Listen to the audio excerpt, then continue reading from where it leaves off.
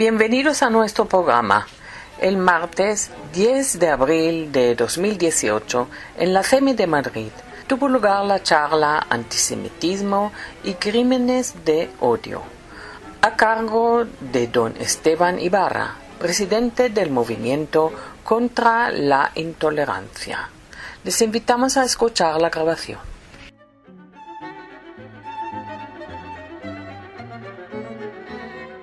Quería dar la bienvenida a Esteban. Yo creo que casi todos le conocemos. Es un gran luchador de la causa del antisemitismo y de todas las causas que nos duelen. Exactamente. Es abogado, él defiende siempre al vulnerable. Y yo prefiero darle la palabra porque le tenemos que oír. Muy bien. Gracias, Esteban. Muchas gracias, Eva. Muy buenos días. Primero, que me agrada mucho esta invitación. Estoy muy contento de estar de nuevo otra vez entre vosotras y vosotros. Efectivamente, tenéis una incorporación. A lo mejor tenéis que cambiar el nombre. Consejo Español de Mujeres y Hombres. El caso es que bueno, es toda una oportunidad pues para poder otra vez contactar y hablar sobre temas que nos inquietan. ¿Cómo no va a inquietar ahora mismo los resultados que ha habido en Hungría? Por empezar a abrir boca, ¿no? Es decir, un 70% de voto claramente, no solo racista y xenófobo, sino antisemita. Pero es antisemita, yo no estoy segura. Vamos a ver, hay mucho antisemitismo porque hay diputados como el Hobbit que plantearon en el Congreso hacer una lista de judíos. Eso fue hace años y no lo aceptaron. No aceptaron, que aceptarlo es un poco... Claro, pero... aceptarlo es para echarlo de la Unión Europea. Pero simplemente plantearse, proponerlo, un país como Hungría, tengo aquí a Patricia, yo no sé si hay alguien más de origen húngaro, tú... No es que yo defienda, pero... Como han hecho el Día de Recuerdo del Holocausto como fecha nacional, pues les doy un pequeño beneficio de duda, pequeñito. Se lo podemos dar, pero con cautelas, con cautelas, porque el Hobbit, que ha sacado también buenos resultados, pues es primo hermano de partidos neonazis que aquí son marginales en España, o tiene una relación importante con el Amanecer Dorado, que es un partido neonazi griego, en fin, con toda una corriente muy dura, no de la extrema derecha. A mí me gusta plantear esto en términos de más allá de la extrema derecha, de la ultraderecha, ¿no? Entonces, bueno, Hungría es para inquietarse, con lo cual haría bien la Unión Europea en reforzar todo este tipo de controles. Pero la verdad es que no debemos de quedarnos en Hungría. O sea, lo que tenemos ahora mismo es una ola de intolerancia, para hablar en términos que hablaba Eva, ¿no? De intolerancia global, donde a veces lo que emerge es antisemitismo, pero otras veces lo que emerge es xenofobia, es racismo, es islamofobia también, es muchas fobias, ¿no?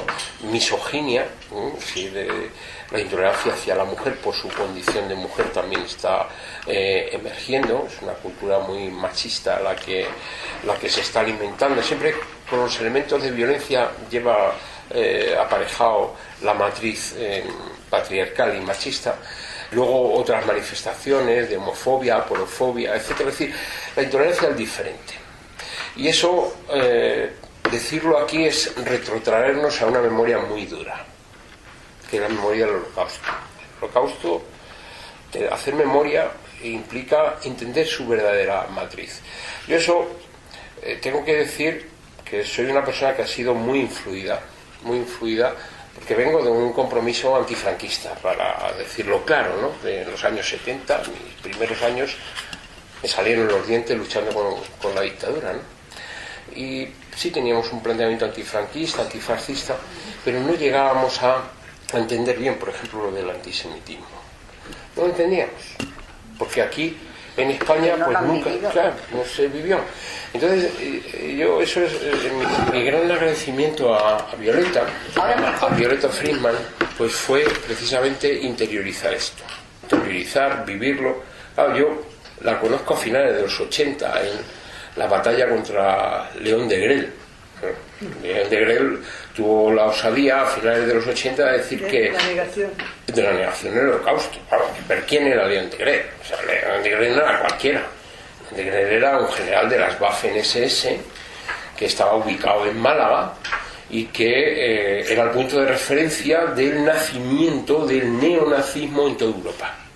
Entonces, en los 80, pues aquí nos dijeron, bueno, esto de la dictadura se ha acabado, después del intento de golpe de Estado de Tejero, luego otros intentos que hubo, la descomposición de la antigua extrema derecha, bueno, se descompone, y entonces en los 80, bueno, dice, esto ya está superado. Pero no estaba superado. Había una metamorfosis, y la gente más joven se articuló en torno a grupos muy duros y redentos, que eran los grupos neonazis, y el referente de todos ellos era León Degrelle. León Degrelle era el hijo predilecto de Adolf Hitler, si Adolf Hitler hubiera tenido hijos. Así él se definía, y así se definían pues las principales organizaciones neonazis en aquel momento, que tenían un fondo de memoria y de adoctrinamiento ideológico que se articulaba en torno a CEDADE. CEDADE era el gran aparato para toda Europa. Lo teníamos en Barcelona. O sea, en Barcelona se producía, lo dirigía Pedro Varela. Se dirigía material racista, antisemita, neonazi, tal, para toda Europa. Y se hacía en ruso, en inglés, en francés, en distintos idiomas. Entonces, la producción central la teníamos hasta el punto de que el Centro Simón Wiesenthal protestó y provocó una protesta de la Unión Europea.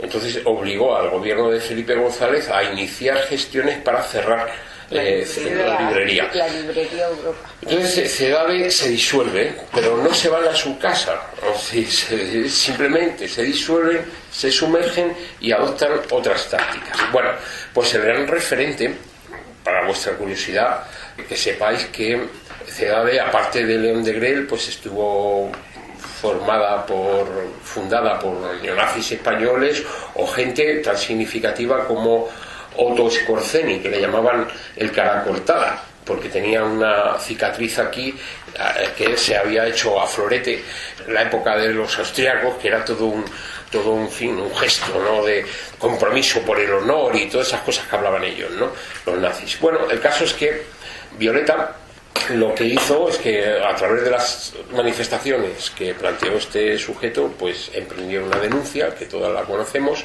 Fue una denuncia muy dura, porque fue perdiendo en un tribunal a otro, y luego ya finalmente ganó esa denuncia en el Tribunal Constitucional, siendo el magistrado ponente Francisco Tomás y Valiente, que posteriormente sería asesinado por ETA, ¿no?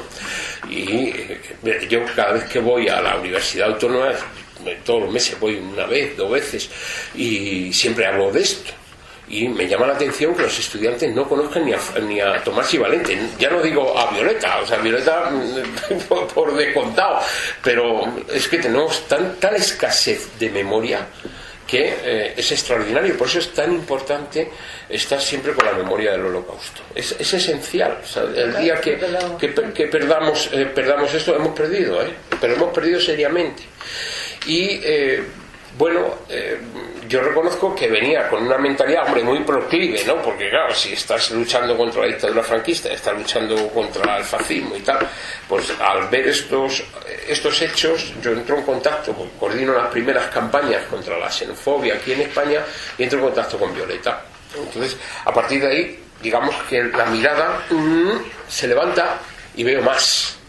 Y eso me hace introducir, asimilar la lucha contra el antisemitismo, y desde esa época, digamos, de finales de los 80, principios de los 90 hasta hoy, pues me ha tocado una batalla, además una batalla especialmente a veces desagradable, porque encontrarte en muchas mesas con organizaciones políticas y sociales donde dicen, mira, sí el racismo, sí la xenofobia, pero de antisemitismo ni hablamos. Y dice, bueno, ¿esto cómo es posible? Y esto es posible pues porque hay un fondo transversal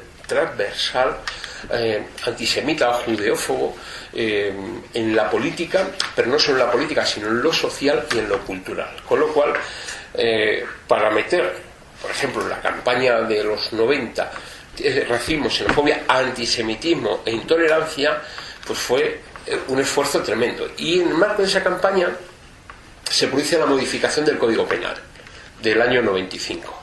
Y si observáis en el Código Penal, tanto en el 22.4 como en el 510, se dice racismo, antisemitismo y luego otras formas en razón de raza, etnia, esto y tal. Pero introducir ahí la palabra antisemitismo, pues yo creo que fue una conquista que no se aprecia, pero que la conseguimos en el año 95, una conquista histórica. Y ahora, en la reforma del 2015, había gente que me decía, oye, ¿y qué pinta la palabra antisemitismo? Y yo le decía, déjala ahí quietecita, ni la toques. Pero es que, bueno, la gente que la quería tocar. Hombre, bueno, y la quiere seguir tocando. ¿Ah, sí? Sí, no, hay un proceso involutivo, si tenemos tiempo lo comento, pero... Eva, pero ¿no ayudó el ADL también? Sí, bueno, vamos a ver si fuimos una pinza. Vamos a ver. En concreto, la Federación de Comunidades Judías en España, la ADL, a través con Alberto Benasuli, que estaba por una parte. Que fue el que consiguió que la negación del Holocausto fuera delito. No, bueno, con él. Sí, claro. Él apoyó, pero aquí Jorge Trías. Claro, sí, Jorge Trías lo que hizo fue llevar el abogado. En aquel momento que gobernaba el PSOE, pues con quien hablamos fue exactamente con Belloc. Mantuvimos muchas reuniones con la directora de su gabinete. Yo mantuve un montón de reuniones para la formulación de esos artículos. Entonces, por un lado estaba la Federación de Comunidades Judías, la Liga Antidifamación, que compartíamos, trabajábamos mucho en aquella época. Había otra asociación que era la Asociación de Jóvenes Judíos, sí, tal, que estaba Baer. Exactamente, y bueno, y estaba el sobrino de Alberto, porque hicimos una campaña muy bonita, la verdad. Si lo recordáis, la campaña era Democracia es Igualdad en España, luego la campaña europea. Fue un momento que no fue inventada, que es que hay gente que cree que fue, bueno, pues esto es un artificio de un lobby. No.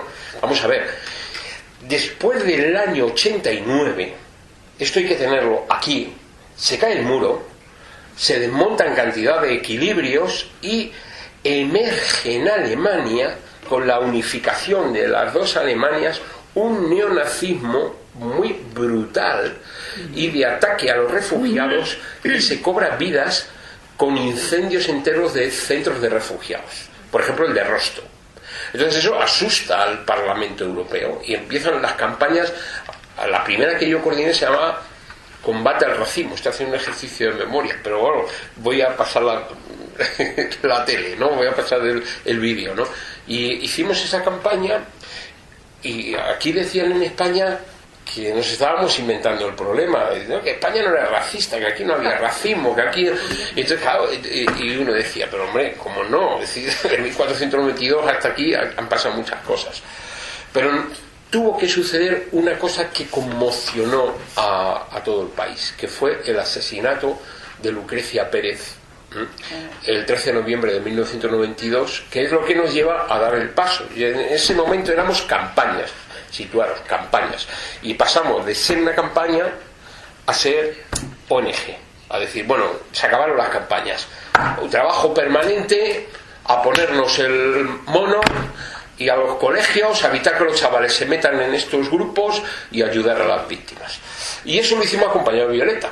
Y desde el primer momento nosotros ya introdujimos el factor del antisemitismo como un elemento esencial, sustancial. Yo siempre he dicho, y además tengo bastantes escritos por ahí, que el antisemitismo es el paradigma de la intolerancia. Si uno quiere ver la intolerancia a través de los tiempos, pues es muy importante entender lo que no entendíamos en los años 80, que es el antisemitismo como construcción. No solo la judeofobia, que hay gente que dice, no, pues, fobia a los judíos, bueno, fobia a los inmigrantes, fobia a tal. Mire usted puede tener fobia a lo que quiera, pero el antisemitismo, el ismo, como el racismo, el ismo es una construcción ideológica, es una cosmovisión que implica, en el caso del antisemitismo, la eliminación de la persona judía en cualquier punto del planeta. Que esto es lo que no se quiere entender como factor singular del periodo nazi. Entonces, en el periodo nazi, pues dice, bueno, pues, se mataron a más gente, a los eslavos, se mató a los gays, ya. No, lo que pasa es que el antisemitismo nazi, como otros, pero el antisemitismo nazi lo que planteaba era la eliminación incluso en Australia, o en las antípodas, da igual.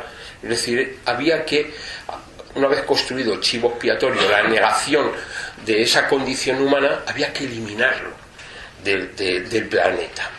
Por eso no es baladí que esté la palabra antisemitismo, porque eso no se produce. Por ejemplo, a nadie se le ocurre pensar que hay una posición, digamos, de islamofobia llevada a esa cosmovisión. No, hay islamofobia, o sea, puede haber rechazo a una persona por ser musulmán, pero nadie se plantea eliminar a 1.500 millones de musulmanes.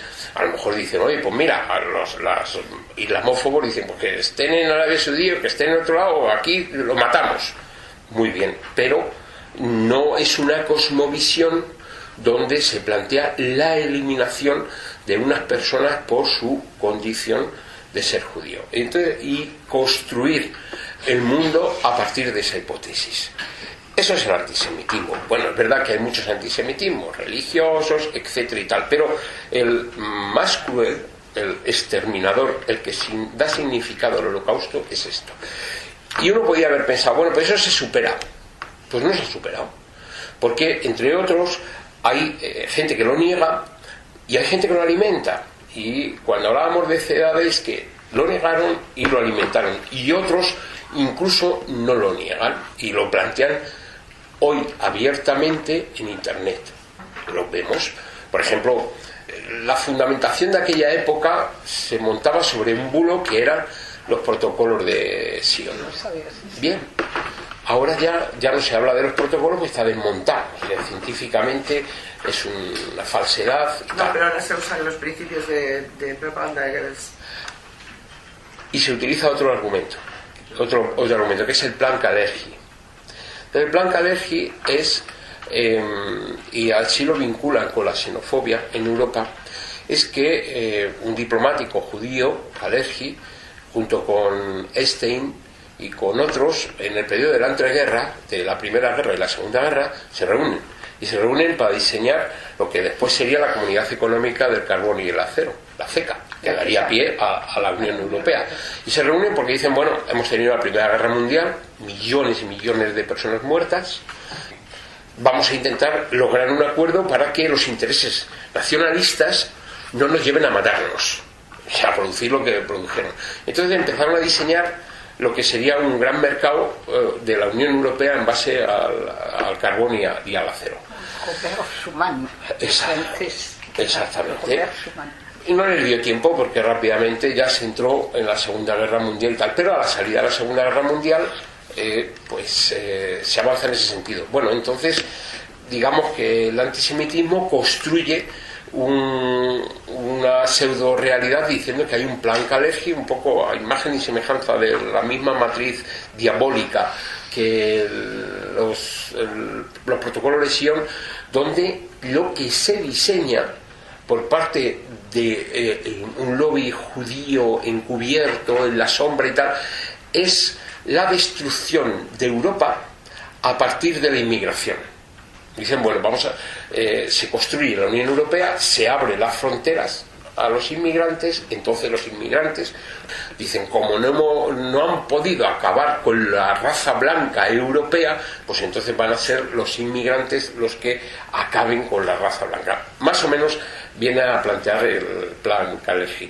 Hombre, eso ya es una versión moderna de esos protocolos de Sion, pero que está muy vinculada pues a un mundo globalizado donde hay flujos migratorios.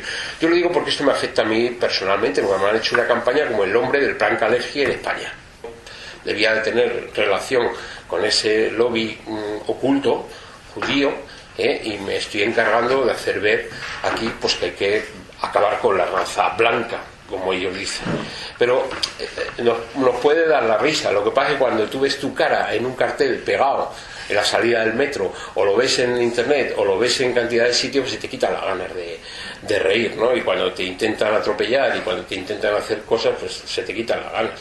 Claro, cuando vas a un político y le dices: mire usted, el plan Kalergi es un planteamiento absolutamente antisemita, brutal, moderno, de actualización de los protocolos, y además me están poniendo a mí como punto de referencia, y a otras personas en Gran Bretaña, a otras personas en Francia, a otras personas como punto de referencia de los perversos planes judíos de exterminio de la raza blanca de Europa, y pues el político se queda sonado y ¿de qué me estás hablando? Entonces uno se le quita la gana de decir: pues no le hablo de nada. Pues usted primero ilústrese de qué estamos hablando, porque es usted un indocumentado a estos niveles, ¿no? Y esto es lo que está pasando. O sea, se está haciendo una agitación donde hablan a los chavales y la gente no lo percibe.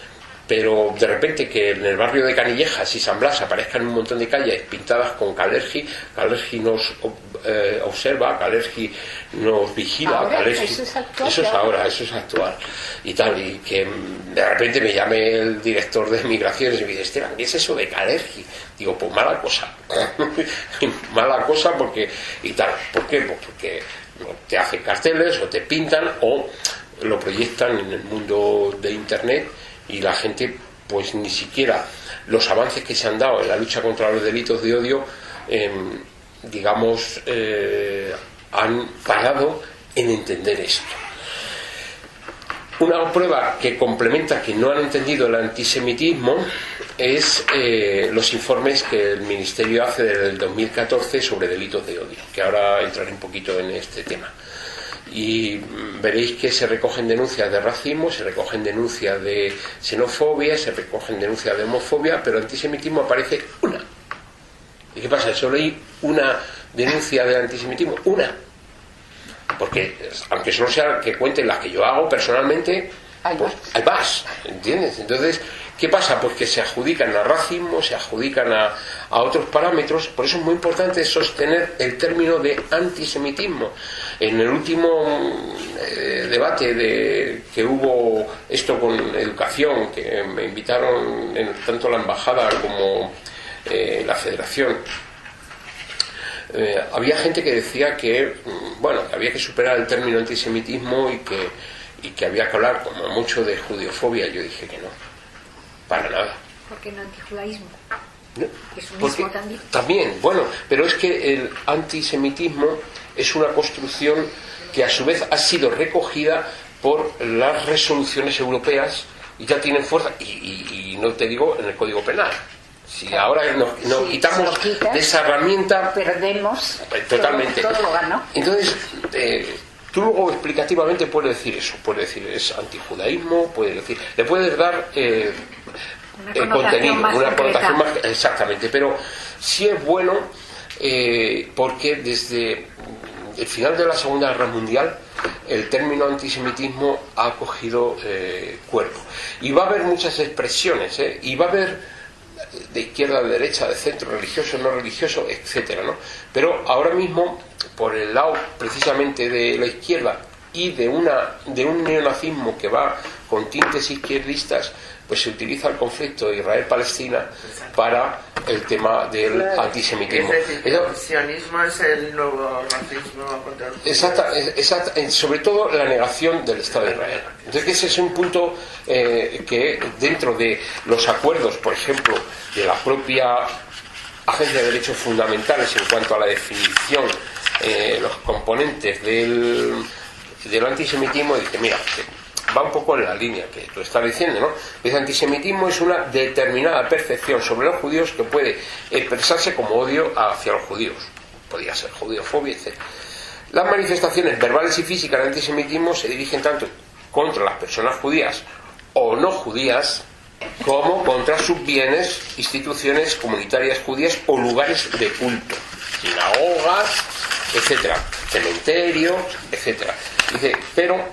Dice, incitar, prestar apoyo, justificar el asesinato y daño a los judíos, hacer acusaciones falsas, deshumanizadoras, acusar a los judíos como pueblo de ser responsable de males reales o imaginarios, negar los hechos, alcances y mecanismos, por ejemplo, las cámaras de gas, que no existían, acusar a los judíos como pueblo o a Israel como Estado de inventar o exagerar el holocausto, acusar a los ciudadanos judíos de ser más leales a Israel o a supuestas prioridades judías, negar al pueblo judío el derecho a autodeterminación, por ejemplo, afirmando que la existencia del Estado de Israel es un proyecto racista.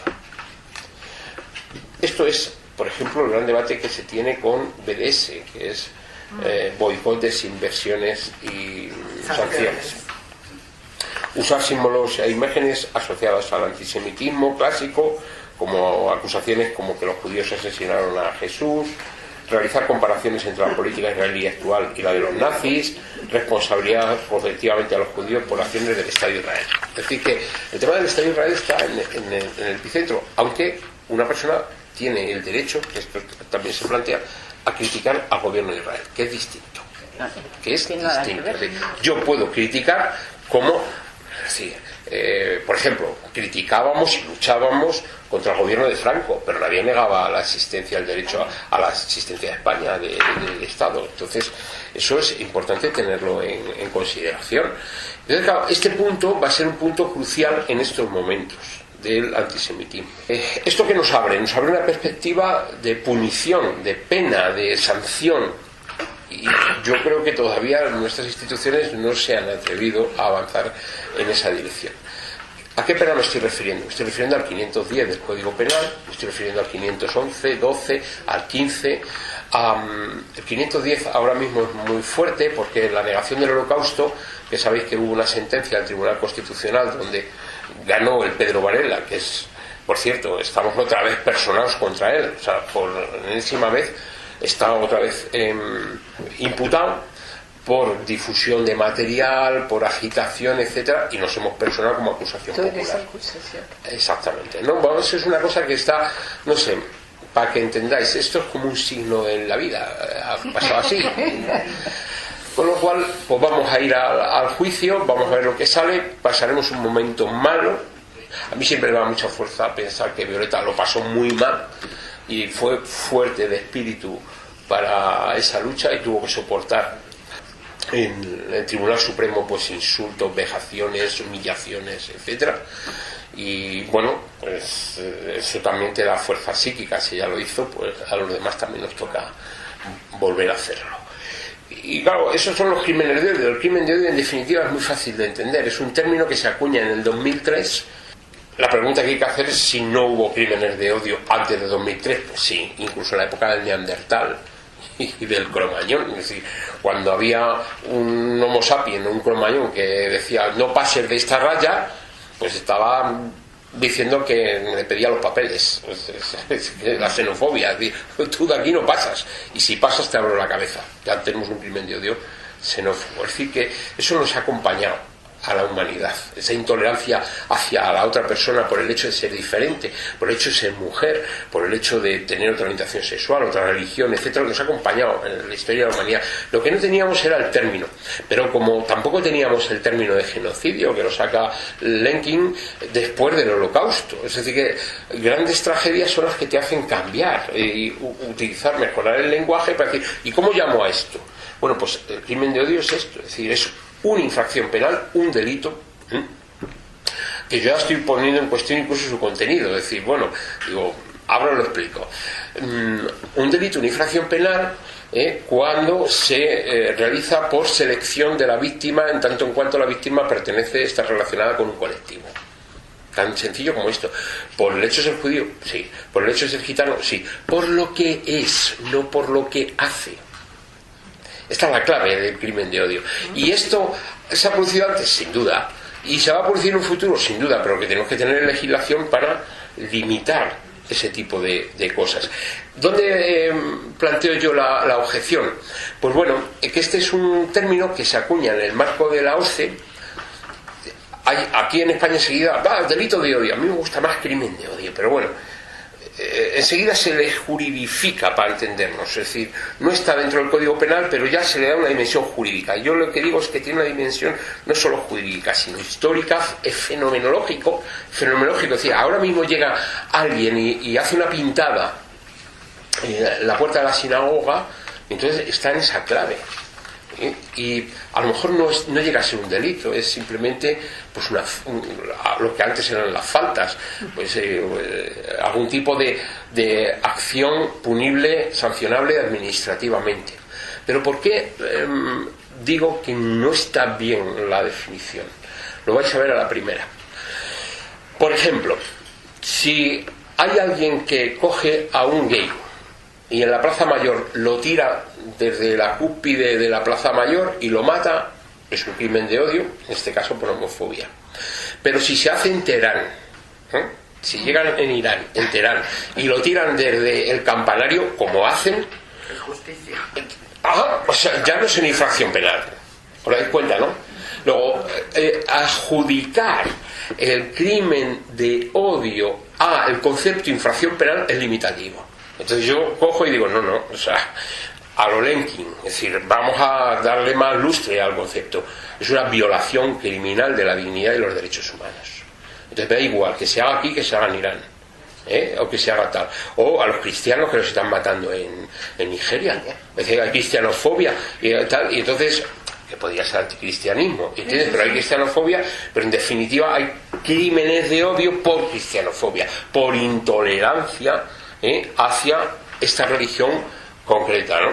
Con lo cual debemos de ir, cuando me preguntaba Eva, ¿de qué quieres hablar? Digo, pues un poco de todo un poco porque como estamos en la misma sintonía lo vais a entender y vamos a vincular lo del antisemitismo a los crímenes de odio, y desde la pauta concreta del antisemitismo podemos elevar la mirada y decir, bueno, si el panorama que tenemos es feo, yo lo que no quiero es bajar la moral. Porque esto para bajar ya voy a recuperar la moral con la perspectiva histórica. Es decir, antes hablaba de los neandertales y los homo sapiens y que hemos sido muy malos y hemos hecho genocidios en aquella época, aunque no estuviera descubierto el término, pero también hubo mestizaje. Por ejemplo, en Israel se han sacado ahora mismo descubrimientos importantes en toda la zona donde Neandertal y Homo sapiens tuvieron relación. Y cuando se ha analizado el ADN del ser humano, pues el 3% nuestro es de Neandertal. Es decir, hubo gente que se entendió, para entendernos. Hubo gente que se entendió. Luego, no nos matamos de todo porque si no, no habríamos llegado aquí. O sea, nos habríamos quedado allí. Entonces, bueno, quiere decirse que entre la dialéctica esta extrema de la intolerancia y la tolerancia, yo muchas veces a los chavales les digo, ¿pero qué fue antes? ¿La intolerancia o la tolerancia? Se quedan así pensando y digo, pero no lo dudéis, la intolerancia. Sí, la negación del otro, por 1000 factores. Y se inventa la tolerancia para aceptarnos. Y luego ya le llamamos a eso intolerancia. Pero las guerras de religiones, ¿no?, que son tremendas, pues o sea, la tolerancia se inventa precisamente, dice, bueno, ya está bien, tu verdad, la mía, pues muy bien, cada uno con la suya y luego vamos a ver qué es lo que compartimos, ¿entiendes? Pero se inventa el tema de la tolerancia en el sentido de respetar, aceptar y apreciar la diversidad humana, no en el sentido de permitir. Esa es una de las cosas que a mí me reprochan mucho. Dicen, pero si tú estás todo el día en los juzgados metiendo caña y tal, la tolerancia la tuya. Digo, no, tú me estás pidiendo permisividad, estás confundiendo la velocidad con el tocino. Es decir, vamos a ver, yo no voy a ser permisivo con Pedro Varela. No tengo por qué ser permisivo con Pedro Varela. Ahora, yo sí estoy dispuesto a aceptar la verdad diversa de las distintas religiones, siempre y cuando se respete la dignidad y los derechos humanos de las distintas religiones, de los distintos planteamientos políticos, de izquierda a derecha, que necesitarían una buena dosis de tolerancia a todos, y de las distintas miradas, porque la verdad es poliédrica, nos presenta muchas caras. Entonces, bueno, pues no es lo mismo si yo cojo y digo, estoy viendo esto y lo veo por aquí, pero tú estás viéndolo por aquí, ella está viéndolo por el otro lado y por el otro lado. Entonces, pues a lo mejor yo tengo un sesgo en mi mirada, que es la visión que tengo. y el otro tiene otra visión. Entonces, eso es lo que aprendí yo, lo que estoy muy agradecido a la lucha contra el antisemitismo, que me permitió tener una empatía sobre la víctima y de ahí desplegarme tras el conocimiento del Holocausto. Entonces, a mí me gusta hablar mucho del tema del Holocausto, no como una cosa del pasado, sino como una cosa que está ahí, que nos aporta cantidad de enseñanzas y que nos puede ser una auténtica vacuna para no repetir esas malignidades. Bueno, la verdad es que el crimen de odio es infinito, o sea, puede ser desde destrozar un coche hasta golpear a una persona, matar a una persona, genocidar, es decir, hacer un exterminio. Sí, el crimen de odio puede ser todo.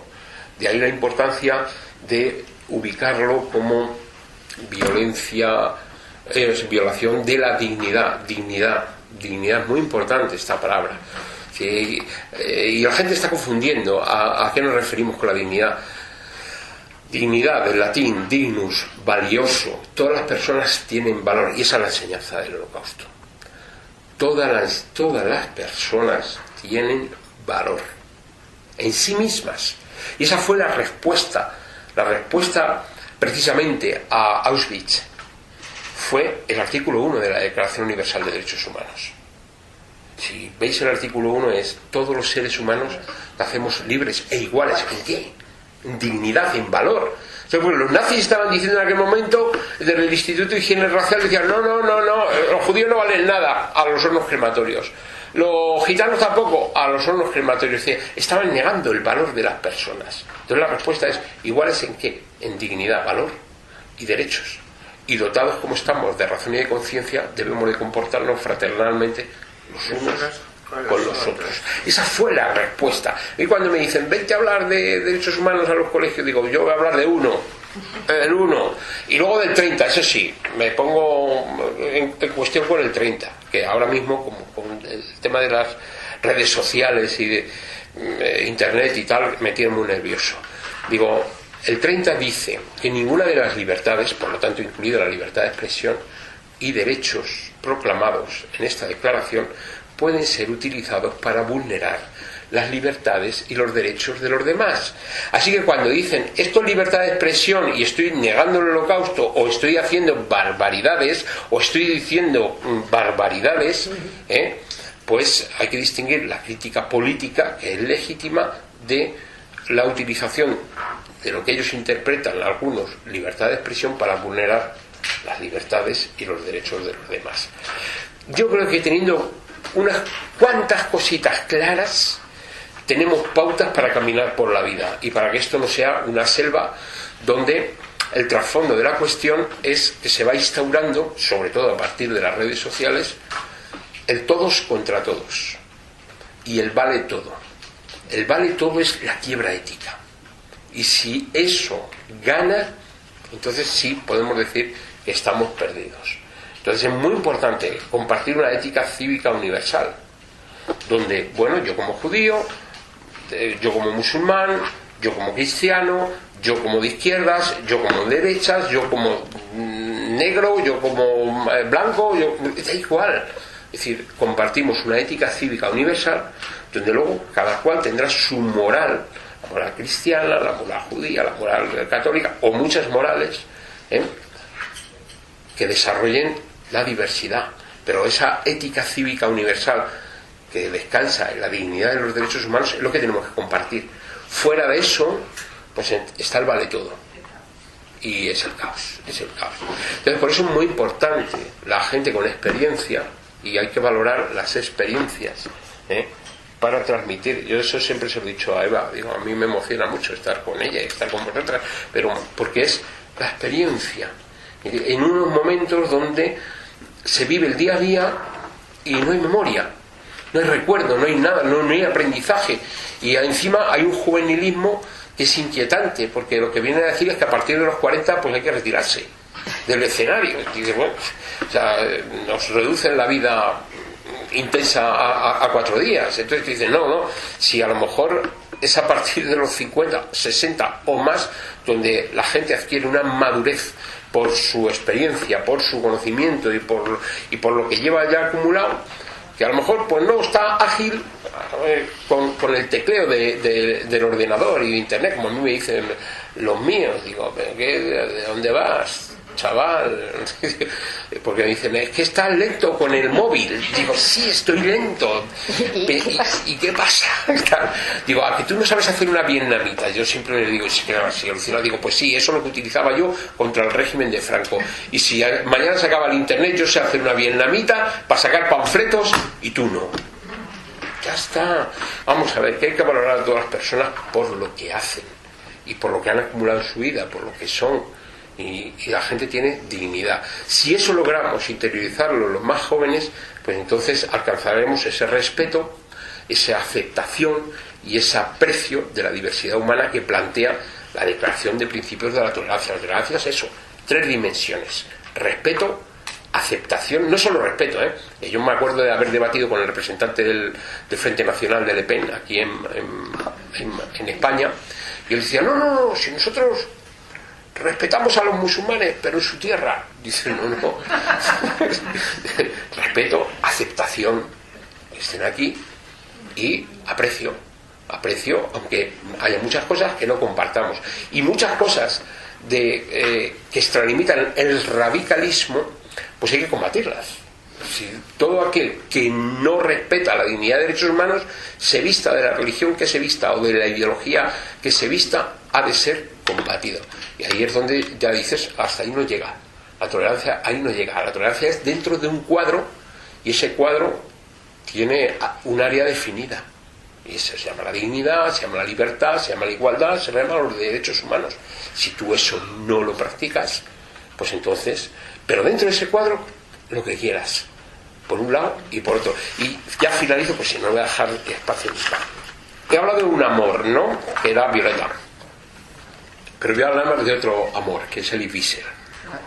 Entonces, él nos enseñó mucho, y él estuvo precisamente en aquellos años del 95 con la lucha contra la intolerancia. Era otra de las personas que planteaba la lucha contra la intolerancia, y decía, Premio Nobel de la Paz, luchador, dice, el Nobel de la Paz, pero fue resistente ante el nazismo, pues como había que serlo, no había otra.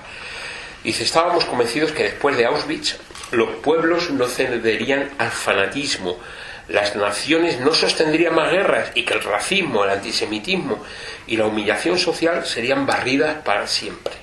No podíamos imaginar que en el curso de nuestras vidas seríamos testigos de más guerras, de nuevas hostilidades raciales, y que el nazismo despertaría en los 5 continentes. Pero hemos aprendido ciertas lecciones. Hemos aprendido a no ser neutrales en tiempos de crisis, porque la neutralidad siempre ayuda al agresor, no a la víctima. Hemos aprendido que el silencio no es nunca la respuesta. Hemos aprendido que lo opuesto al amor no es el odio, sino la indiferencia. ¿Y qué es la memoria? Sino la respuesta a la y contra la indiferencia. Por lo tanto, permítasenos recordar, por la seguridad de todos, la memoria puede ser nuestra única respuesta, nuestra única esperanza de salvar al mundo del castigo final. Bueno, pues muchas gracias por haber